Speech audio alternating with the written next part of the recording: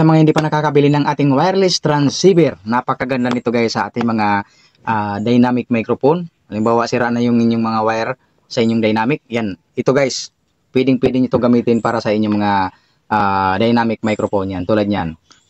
Bubuksan natin.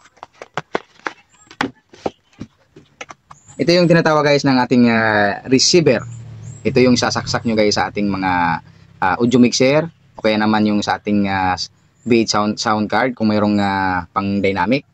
Yan, pwede naman lagyan nyo yung parang adapter para sa inyong, halimbawa yung ano nyo, yung mga V8 sound card na parang yung sa earphone ng saksakan yan. Bibili lang kayo ng adapter para ito'y gumana. Tapos siyempre may kasama na siyang dalawa. Yon. Yan guys. At ito guys, dalawa, meron na rin kasama ng ganito. Yan.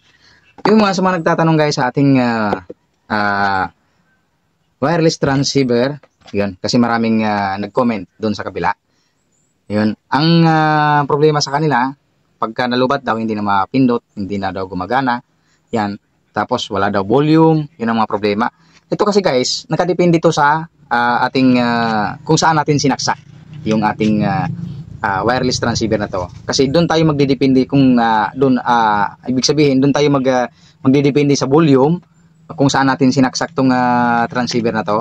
Halimbawa, audio mixer. Yan. Sa audio mixer guys, meron tayo doon PL.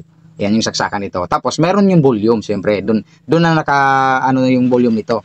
Yan. Kasi dito, walang volume talaga to guys. Yan. Walang volume to, pati dito.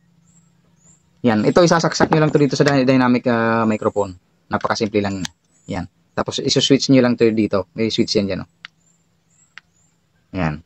Ito naman yung ating transceiver. Siyempre, si-switch mo rin yan. Yan. Pag nag-stop na yung ilaw, ibig sabihin nakakonekta na siya. Yan. Ang oras ng ano nito guys, pagka na full charge siya, siyempre, Type-C ang kanyang saksakan.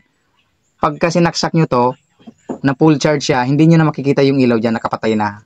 Ganun din to. Ito pag sinarge nyo ito, Type-C yan guys ha. Yan, pag sinaksak nyo is magiging pula yan pag lobat. Pagka full charge is ano na yan, wala nang ilaw yan.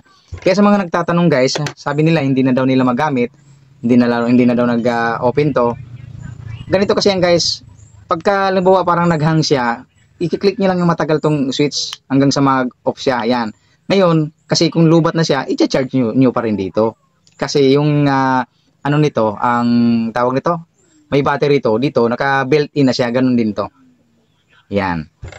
Yan. Sa mga gusto mag-comment guys, mag-comment na kayo at sasagutin natin yung mga problema ng ating UHF at kung saan nyo binili. Yan. Mamaya naman yung binila nyo na shop is defecto pala. May defecto pala yung inyong items. Yan. Yan doon talaga magkakaproblema.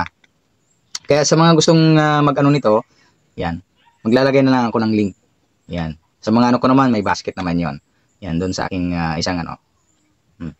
Makikita nyo yung price kung magkano yung price na dito ngayon. Kasi nagbabago-bago kasi ang presyo. Ngayon guys, kayo nang magano. Kung gusto nyo gumamit ito para sa inyong dynamic microphone. Yan, tumatagal pala ito ng 5 hours. Tuloy-tuloy. 5 hours. Nakalagay naman dito guys sa ating ano, dito sa likod. Babasahin nyo lang yung pinaka ano niya. Yan, nandyan yung kung ano yung mga nakalagay dito. Yan.